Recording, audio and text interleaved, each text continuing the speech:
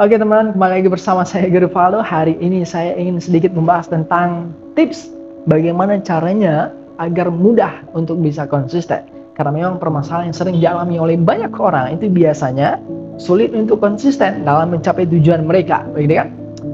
Contoh misalnya begini, ya, Anda mungkin hari ini mau usaha, lalu kemudian Anda bikin produk, upload produk di marketplace atau sosial media, bikin konten sehari 2 hari, seminggu 2 minggu, nggak ada hasil, berhenti, gitu kan? Lalu kemudian mungkin Anda badannya gemuk, ingin diet, lalu kemudian mungkin Anda ingin olahraga, sebulan 2 bulan sudah olahraga, nggak ada hasil, berhenti. Akhirnya apa? Badannya tetap gemuk, gitu kan? Nah, lalu bagaimana caranya supaya bisa mudah konsisten, gitu kan? Nah, pahami kalimat saya. Saya pernah membaca sebuah buku dari karya orang sukses di dunia. Kurang lebih kalimatnya mengatakan gitu. Bukan karena Anda tidak bisa mencapai tujuan, bukan karena Anda tidak mencoba, bukan karena Anda tidak berusaha, tapi karena impian Anda yang kurang kuat. Nah, pahami kalimatnya. Bukan impian yang besar, tapi impian yang kuat tuh. Ya, percuma besar kalau loyo tuh. Nah, contoh misalnya begini. Hampir semua orang sepakat mengatakan bahwa hari Senin adalah hari paling malas untuk bekerja. Hari Senin adalah hari paling malas untuk memulai, begitu kan? Nah, tapi mereka mampu melawan rasa malasnya, mampu melawan rasa capeknya, bahkan mampu melawan rasa sakitnya.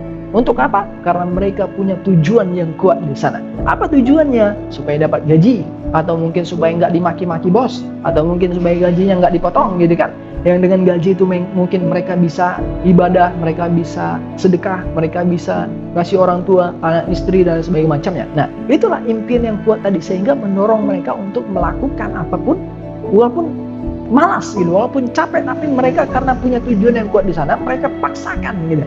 Nah, tapi tidak semua orang yang mampu bangun pagi di hari libur.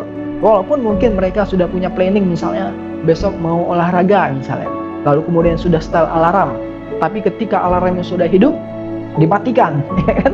Kenapa? Karena tujuan olahraga itu nggak kuat, hanya sekedar ingin saja, tapi bukan betul-betul impian yang kuat untuk olahraga pada hari itu, ya. Nah, jadi itulah yang dimaksud dengan impian yang kuat. Jadi sesuatu yang memaksa Anda untuk melakukan tujuan Anda, walaupun mungkin penuh rintangan, hambatan, dan tantangan, tapi itu memaksa Anda untuk terus melakukan. Kenapa? Karena tujuan yang kuat tadi.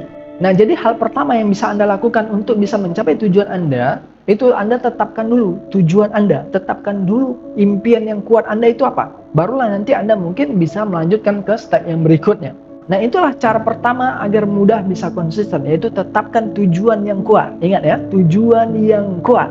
Kalau Anda punya tujuan yang besar tapi tidak kuat, lupakan. Kenapa? Karena itu hanya akan buang-buang tenaga dan buang-buang waktu Anda tuh. Kemudian yang kedua, buatlah rencana tindakan. Ya, nah, setelah Anda tadi sudah menetapkan tujuan yang kuat, sekarang Anda bikin rencana tindakan. Ya, misalnya nih, Anda mau punya badan sehat. Nah, maka rencana tindakan Anda apa? Misalnya olahraga, jaga makanan, lalu kemudian tidak merokok, tidak alkohol, tidak begadang, dan sebagainya macamnya, gitu kan? Atau mungkin Anda ingin sukses dalam bisnis misalnya. Ya, Anda tinggal cari, Anda mau sukses dalam bisnis apa? Misalnya bisnis sawit kah? Skincare kah? Atau mungkin fashion kah? Nah, jadi harus betul-betul spesifik gitu ya. Harus betul-betul spesifik supaya rencana tindakan Anda itu terukur. Kemudian yang ketiga, tetapkan waktu. Ya, tetapkan waktu. Anda tadi kan sudah membuat rencana tindakan. Sekarang tetapkan waktunya. Kalau misalnya Anda tadi mau punya badan sehat, maka olahraganya kapan? Bangunnya jam berapa? Lalu kemudian tidurnya jam berapa? Gitu kan? Nah, atau mungkin misalnya Anda ingin sukses dalam bisnis. Bisnis apa tadi? Misalnya Anda mau bikin bisnis fashion, ya bikinlah. Kapan Anda mungkin hari ini misalnya Anda jadi karyawan, lalu kemudian Anda mungkin hari ini ingin bisnis online sampingan, misalnya dropship kah? Ya, reseller kah, atau mungkin affiliate zaman kekinian, ya.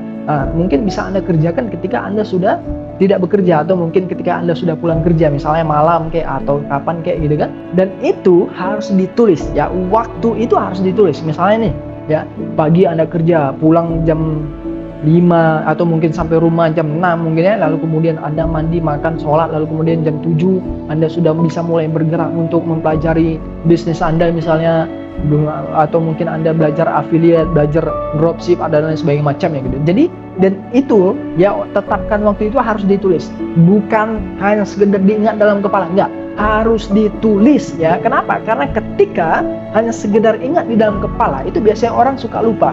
Kalau udah lupa nggak ingat. Ya, jadi harus betul-betul ditulis sehingga ketika Anda lupa, Anda bisa punya alat untuk pengingat lah begitu ya. Sama halnya seperti misalnya dulu zaman sekolah atau mungkin zaman kuliah pada waktu itu ya kan, itu ada tuh setiap hari. Misalnya hari Senin pelajarannya apa misalnya, lalu kemudian hari Selasa mata kuliahnya apa gitu. Itu kan jadwal ya. Jadi Anda harus buat seperti itu.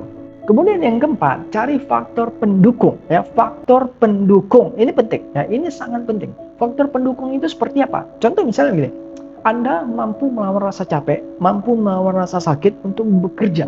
Kenapa? Supaya mungkin anak istri Anda bisa makan, anak Anda bisa sekolah, Anda bisa ngasih orang tua. Nah, itu namanya faktor pendukung. Jadi cari faktor pendukung yang bisa membuat Anda semangat gitu. Atau mungkin Anda pernah dihina oleh orang lain, atau mungkin Anda ingin balas dendam ke mantan Anda dengan menunjukkan kesuksesan Anda. Itu faktor pendukung tuh. Atau mungkin Anda pernah mendengarkan sebuah kalimat yang kurang lebih mengatakan seperti ini. Ketika Anda ingin berhenti, ingatlah kenapa Anda ingin memulai. Ya, ketika Anda ingin berhenti, ingatlah kenapa Anda memulai. Ya, pernah mendengarkan kalimat seperti itu? Nah, itu bisa menjadi salah satu faktor pendukung Anda untuk mencapai tujuan Anda. Kemudian faktor pendukung itu juga bisa berasal dari misalnya lingkungan yang tepat, ya, teman, keluarga, orang tua dan sebagainya macamnya. Ya, maka Anda cari orang-orang yang bisa menyemangati Anda. Tapi kalau misalnya Anda punya lingkungan yang mungkin cukup buruk, ya, tidak bisa mendukung Anda atau bahkan mematahkan semangat Anda, tinggalkan. Ya, kenapa? Karena hanya buang-buang waktu dan buang-buang tenaga. Kemudian yang kelima, yang terakhir, ya, buatlah tujuan yang realistis, ya. Tujuan yang realistis. Realistis di sini itu realistis menurut Anda, bukan realistis menurut orang lain. Kenapa? Karena realistis menurut Anda belum tentu realistis menurut orang lain gitu. Kalau kemudian suatu saat ada orang yang mungkin tidak percaya dengan impian Anda, ya wajar. Nggak ada masalah, itu urusan mereka gitu. Kenapa? Karena impian itu adanya ada di dalam kepala Anda, bukan dalam kepala mereka gitu. Jadi kalau misalnya ada orang yang tidak percaya dengan impian Anda, ya sudah, nggak ada masalah, biarkan saja gitu kan. Nah, realistis menurut diri sendiri ini seperti apa? Realistis menurut diri sendiri itu adalah ketika Anda nyaman dengan tujuan Anda, ketika Anda nyaman dengan target Anda. Contoh misalnya begini, hari ini Anda mungkin punya penghasilan 3 juta per bulan, lalu kemudian Anda punya target tahun depan mau punya penghasilan 10 miliar per bulan misalnya, gitu kan? Anda cek dulu, Anda nyaman nggak dengan angka 10 miliar itu? Yakin nggak? Kalau Anda yakin tanpa ada keraguan dan Anda tahu bagaimana cara mencapainya, maka itulah realistis menurut Anda. Tapi kalau Anda merasa tidak yakin dengan angka 10 miliar, Anda tidak nyaman, atau mungkin Anda pernah mengucapkan dalam hati, misalnya, yakin nggak ya? Mungkin nggak ya? Kayaknya susah lah. Kayaknya nggak mungkin lah, karena saya cuma karyawan, gimana caranya gitu kan? Nah, itu tidak realistis menurut Anda. Jadi, cari angka yang realistis menurut Anda. Atau kalau misalnya ini, gaji Anda hari ini 3 juta, lalu kemudian Anda target tahun depan mau punya penghasilan 5 juta atau mungkin 10 juta, dan Anda nyaman dengan angka itu, maka itulah yang realistis menurut Anda gitu ya. Lalu apa pentingnya membuat tujuan yang realistis? Sangat penting ya, sangat penting membuat tujuan yang realistis. Supaya apa? Supaya ketika Anda menjalani proses, Anda tidak merasa berat, Anda tidak merasa beban, sehingga Anda pun nyaman dalam menjalani proses tujuan Anda tadi gitu.